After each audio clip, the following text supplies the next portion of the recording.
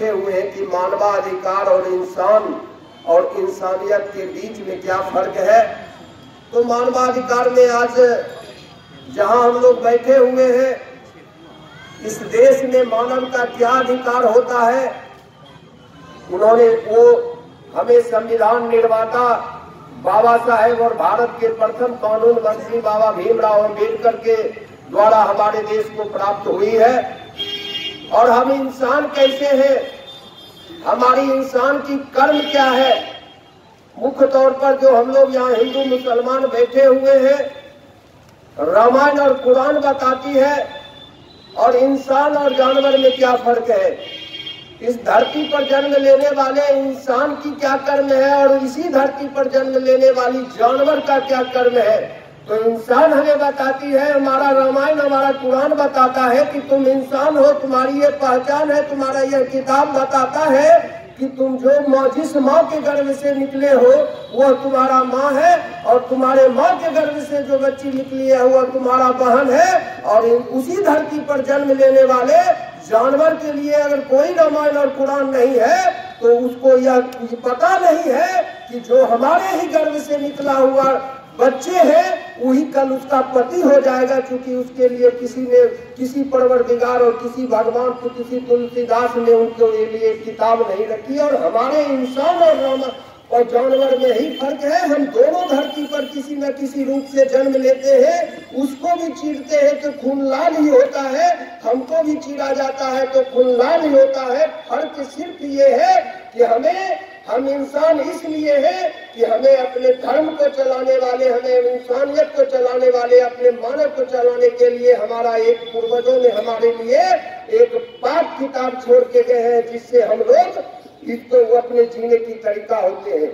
मानवाधिकार आज हम लोग भी जान रहे हैं। 80 और 90 का ही दशक होगा, जो लोग हम उस दशक को देखे होंगे। अही बलिया थाना है, अही बलिया थाना के पास ये इतनी लोगों की भीड़ नहीं होती थी। मानवाधिकार जब अपनी कर्तव्य को लोग जानने लगे, तब से लेकर अब तक में आप लोगों और हम लोगों के सामने फर्क तो दिखाई दे रही है।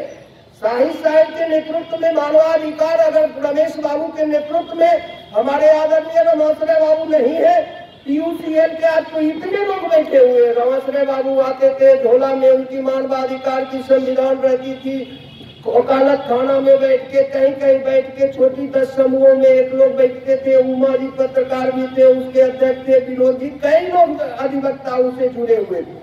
आज मानवाधिकार उन्हीं का, बेगूसराय में PUCL के रमाश्रय बाबू का देन है कि इतने लोगों हम मानवाधिकार के बारे में आज बैठे हुए हैं। और मानवाधिकार से आयोग से हमको क्या मिला, 80 और 90 के दशक में एक चोर जब पकड़ के पुलिस लाती थी तो हम लोग हजारों लोग इसी सड़क पर खड़े रहते थे, और वह पैर आज भी थाना में मौजूद है। उस पैर में एक रस्सी बांधी जाती थी और वह जो चोर पकड़ा के आता था, हजारों लोगों के सामने उस चोर को पुलिस उस रस्से में बांधती थी और सैकड़ों बार ऊपर नीचे करके उसको पीटती रहती थी, और हम हजारों लोग देखते रहते थे। उसी हजारों लोगों के बीच हो सकता है 999 लोगों को खुशी होती थी कि नहीं, चलो इसके साथ ठीक किया जा रहा है, लेकिन उसी भीड़ में एक उसकी माँ होती थी या उसकी पत्नी होती थी, और हजारों लोगों के सामने जब 999 लोग ताली बजाते थे तो चाहे बेटा जितनी भी जुल्मी हो, वह माँ उस भीड़ में रोती रहती थी और अपने बेटे को ऊपर से नीचे गिरते हुए देखती थी, और तलवे में जब लाठी खाते हुए देखती थी, हम हंसते थे, वह रोती थी। और उस पर सबसे ज्यादा अगर किसी ने रोक लगाया तो इन मानवाधिकार संगठनों ने, जो अमेरिका से लेकर दुनिया के विभिन्न संगठनों में, चाहे वह इराक हो, ईरान हो या कहीं भी हो, जहाँ कानून नहीं है, जहाँ राजाओं की शासन है, चाहे वह सऊदी अरब क्यों नहीं हो, उस बीच के रेगिस्तान से भी 5 मानवाधिकार का संगठन के कार्यकर्ता विश्व के संयुक्त राष्ट्र के मंच पर जाके अपनी बातों को रखने के कारण रहता है। और लाखों आतंकवादियों के खिलाफ इसी मानवाधिकार से जुड़े हुए पाकिस्तान से भी एक लड़की उठी, और संयुक्त राष्ट्र में भी अपने हक के लिए वह लड़ाई लड़ी और दुनिया की सबसे आइकॉन बनने की काम की। आज मानवाधिकार का कौन हनन कर रहा है? मानवाधिकार का हनन सबसे पहले हम करते हैं। हम लोग मानवाधिकार का हक हनन तब करते हैं जिसका काम मंदिर और मस्जिद तक सीमित थी, उसका काम हम लोग ईवीएम मशीन पर जाके जिस जगह करने लगे, आज यह इंसानियत हो गया। मानवाधिकार का हनन करते करते ईवीएम पर अपने धर्म को के कारण बटन दबाते दबाते आज संसद में भी कुरान, अल्लाह, कलमा और रामायण की पाठ होने लगी, जहां उसकी कोई भी जगह नहीं थी।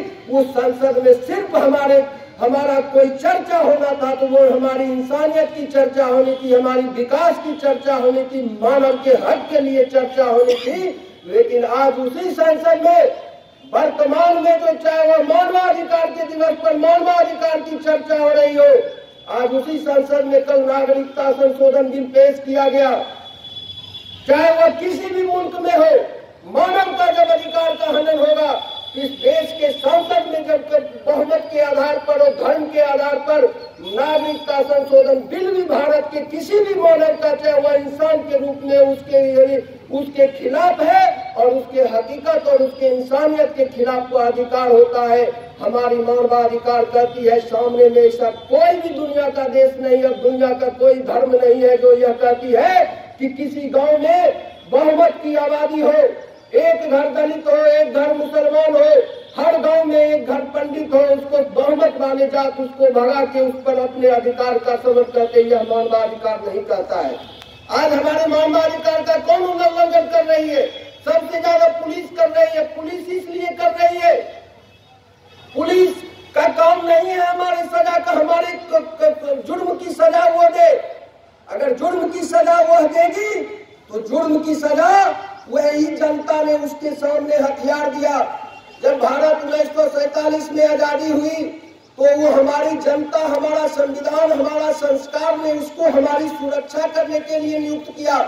वरना 1947 के पहले यही जनता अपने मानवाधिकार के लिए अंग्रेजों के सेना में इसी तरह पुलिस की वर्दी हुआ करती थी, इसी तरह पुलिस का कमांडेंट हुआ करता था। और उस समय अंग्रेजों के पुलिस से भी लड़ी तो यह जनता लड़ी, उसके लिए ना कोई एसपी हुआ करता था, ना कोई कलेक्टर रहता। अगर पुलिस जिस मामले को हमारा कानून, हमारा बाबा साहेब का कानून और संविधान कहता है कि 4 व्यक्ति हत्या कर दिया किसी ने, वो चारों व्यक्ति 302 का मुदाले हो गया, चारों व्यक्ति 302 का मुदाले हो गया। वह एफआईआर करने वालों ने कहा कि मेरे बेटे की इस चारों व्यक्ति ने हत्या कर दिया, तो उसकी न्याय के लिए पुलिस वह चारों को 302 के मुकदमा में एफआईआर दर्ज करके उसको गिरफ्तार करेगी और गिरफ्तार करके कानून में देगी। तब बाबा साहेब का संविधान और कानून कहता है, उसमें फर्क देखो कि पहली गोली किसने चलाया, दूसरी गोली किसने चलाया, तीसरी गोली किसने चलाया और अंतिम चौथी गोली किसने चलाया। और इस 4 गोली मारने वाले में चारों हत्यारा इसलिए नहीं होगा कि हो सकता है कि पहली गोली जिसने मारा उसमें उसकी आधी जान चली गई हो, दूसरी गोली जिसने मारा उसमें उसकी पूरी जान चली गई हो, और वो जब दूसरी गोली से पूरी जान चली गई तो बाकी जो 2 व्यक्ति थे उसने जो गोली चलाया उसके लाश पर गोली चलाया, ना कि उसके आत्मा पर गोली चलाया। इसलिए वो 2 गोली मारने वाले पहले और सेकेंड जो दूसरी बार गोली मारा उसको फांसी की सजा दे दो, और ये दोनों लोगों ने जो सहयोग किया इसको 14 वर्ष या 20 वर्ष या उम्र कैद की सजा दे दो। तो कानून में साथ हम सारे सही में है, लेकिन वह कानून कहती है कि हमारा कानून किसको कितनी सजा देगी, इसके लिए हमारे लोअर कोर्ट है। यहाँ से लेके भारत के सुप्रीम कोर्ट तक जज न्यायालय बनाया गया है कि हो सकता है कि प्रथम व्यक्ति जो पर लोअर कोर्ट के जज हो, उन्होंने जो फांसी दी उसको डिस्ट्रिक्ट जज देखे कि कहीं वो गलती से तो नहीं देखे, लंबी सुनवाई वो भी करे। फिर वह देखे कि कहीं डिस्ट्रिक्ट कोर्ट ने भी उस फांसी को बरकरार रखा, तो हमारा उच्च न्यायालय देखे कि कहीं ये एक बेंच में आने वाली है कि ये तो गलती से फांसी उसको नहीं दिया। उसके बाद सुप्रीम कोर्ट देखे कि कहीं ये तीनों अदालतें तो इनको गलती से फांसी नहीं दिया। उसके बाद भी एक याचिका राष्ट्रपति महोदय के पास जाती है कि कि आपका मर्जी हो कि हमने जो गलती किया हमारी गलती के लिए अब जीवन में गलती नहीं करे और करेंगे और इंसान बन के फिर हम समाज में रहेंगे। इसको राष्ट्रपति महोदय तय करे। अगर उनको विश्वास हो जाए कि यह व्यक्ति जिसने गलती किया आज के बाद गलती नहीं करेगा, तो राष्ट्रपति के हाथों में उनकी माफी की गुंजाइश होती है और उन्हें माफ करने का अधिकार भारत के अंतिम दयाकर्ता जो होते हैं हमारे देश के राष्ट्रपति होते हैं। तो मानवाधिकार की पुलिस भी हनन कर रही है। हम भ्रष्टाचार में शामिल रहते हैं। हम इंदिरा आवास 1 से लेके 2 तक ले रहे हैं। हम सब्सिडियां जो ब्लॉक में आती है बीज पर खाद पर उसको अधिक खाद अपने औकात से ज्यादा सब्सिडी ले रहे हैं। लेकिन हम ही लोग कहते हैं कि भारत से भ्रष्टाचार खत्म हो, भारत से भ्रष्टाचार खत्म हो। ये होने वाली कोई है, सामने वाला कह रहा है यही तो कल वही काम कर रहा था जो आज हमसे मांग रहा है, इसमें समर्पित हो रहा है। आज हमारे अधिवक्ता महोदय सबसे ज्यादा मानवाधिकार की रक्षक जो आज देश में है उससे अधिवक्ता महोदय जुड़े हुए हैं। हम इनसे भी आग्रह करते हैं। बलिया में हमारा लोअर कोर्ट CBM तक की अदालतें हो चुकी है। SDO साहब हमारे कई जमीन से जुड़े हुए मामले सुनते हैं। लेकिन आप भी कभी कभी मानवाधिकार का हनन करते हैं। आप मानवाधिकार का ये हनन करते हैं। आपका ये काम नहीं है कि जितने भी लोग अदालतें आया उसकी एक स्टाम्प ड्यूटी लेके उनको अदालत में जाके बेल पर करा के उसको तारीख पर तारीख देते उनकी लंबी सुनवाई करवाने की आपकी भी नहीं कहता है। आपका भी कर्म कहता है कि आप एक कोष बनाइए जो आप अपने स्टाम्प ड्यूटी के नाम पर कई रुपये जो जमा होते हैं उसका 10-20% रुपया उन गरीबों पर खर्च कीजिए। PUCL मानवाधिकार संगठन से जुड़े कई ऐसे मामले होते हैं कि पुलिस को 10-20 रुपया 1000 हम दे दिया। पुलिस की सबसे बड़ी जो निर्दयता हो रही है, एक व्यक्ति गया 10,000 रुपया उसकी प्राथमिकी दर्ज कर लिया, दूसरा व्यक्ति गया 10,000 उसका प्राथमिकी हटा दिया। तो ये चीज देखें कि जिस व्यक्ति की हम सुनवाई करने जा रहे हैं क्या वह सत्य में गुनहगार है, क्या वह स्पॉट पर जो मेरे पास न्याय मांगने के लिए आया है क्या वह स्थल पर यह घटना हुई कि नहीं हुई, कहीं निर्दोष को नहीं फंसा दिया गया। इसके लिए एक अधिवक्ताओं की भी संगठन होनी चाहिए और वह मानवाधिकार से जुड़े लोग उनके लिए कोई फीस नहीं रखे, उनके लिए कोई नहीं रखे और उनके मुकदमा को फ्री ऑफ कॉस्ट लड़ने का उनके लिए अधिवक्ताओं में भी कमी हो रही है। हमारा प्रशासन तो मानवाधिकार उल्लंघन करने के लिए जिसको हमने अधिकार दिया, जो हमारे ही हम प्रोफेसर जफर साहब से पढ़ के जाते हैं वो IPS बन जाते हैं, IAS बन जाते हैं और संजोग से उन्हीं के काम जिस दिन प्रोफेसर जफर साहब का पड़ जाता है तो उनके सामने भी एक प्रस्ताव आती है कि इस काम में तो फलना आपसे पहले जो गया था सर वो 50,000 देने के लिए आया था, आप मेरे गुरु रहे 45,000 दे, बिना दिए तो कहीं हो ही नहीं सकता है। तो इसमें भी हम लोगों की सहयोग होती है। आज हमारी स्थितियां, हमारे देश की संविधान, हमारे देश के मानवाधिकार की चर्चा जब हम लोग यहाँ कर रहे हैं तो हमारा यह दुर्भाग्य है कि हमारे देश में हो रहे मानवाधिकार के हनन का मामलों को भारत ही नहीं अमेरिकी संसद में भी चर्चा हो रही है कि आखिर भारत में क्या हो रहा है, भारत में ऐसा क्यों हो रहा है, भारत में ऐसा क्यों हो सकता है। तो हमारी दुनिया में ये सबसे बड़ी परम कर्तव्य है आज जो हमारी मानवाधिकार का सरकार हनन करे, चाहे किसी भी माध्यम से करे, पुलिस हनन करे, प्रशासन हनन करे, हम आपके मानवाधिकार को हनन करे, ये सारा गुनाहगार है। उसके लिए सबसे पहले हम लोगों को स्वयं स्वच्छ होना पड़ेगा और हम अपने अधिकार को अगर जिस दिन विकास में तब्दील कर दिए, जिस दिन जाति और धर्म से ऊपर उठकर अपने जनप्रतिनिधि अपने नेताओं के सामने एजेंडा रखना शुरू कर दिए, उस दिन किसी की बात की औकात नहीं है कि भारतीय संसद में रह के किसी की मानवाधिकार का उल्लंघन कर सके। और आज यही आधार हो गया है कि हम लोग बहुमत के आधार पर वोट देना शुरू किया, हिंदू को देना शुरू किया, मुसलमान को देना शुरू किया, सिख को देना शुरू किया, जाति को देना शुरू किया।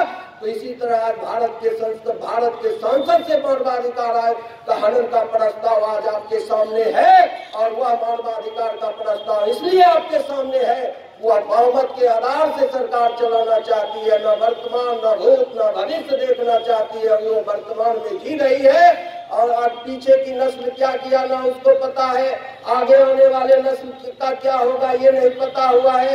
आज जो मिले वो सबसे मेरे लिए है और मैं पूरा सारे मानवाधिकार से जुड़े हुए तमाम लोगों को बधाई देना चाहता हूँ और इनसे इनके सहयोगियों को भी बधाई देना चाहता हूँ और यहाँ के कम से कम प्रशासन से अनुरोध करना चाहता हूँ, पत्रकार से भी अनुरोध करना चाहता हूँ। फरोग जी भी है, इनको तो हम लोग एक मानवाधिकार का सबसे ज्यादा अगर उल्लंघन कर रहा है तो फरोग जी मतलब पत्रकार भी मानवाधिकार का उल्लंघन कर रहे हैं। इनके माध्यम से हमको आज एजेंडा कोई लागू करना है तो 10-20 दिन पहले फरोग जी के माध्यम से उस एजेंडा का प्रचार करते हैं। फिर उस एजेंडा का क्या खूबी है हमारी और इनकी निर्माण हुई थी ये इसलिए नहीं कि अमिताभ बच्चन के पेट में दर्द हो, वो बीच कैंडी में अस्पताल में सब भर्ती हो, उसकी दुनिया की लाइफ चलने लगे।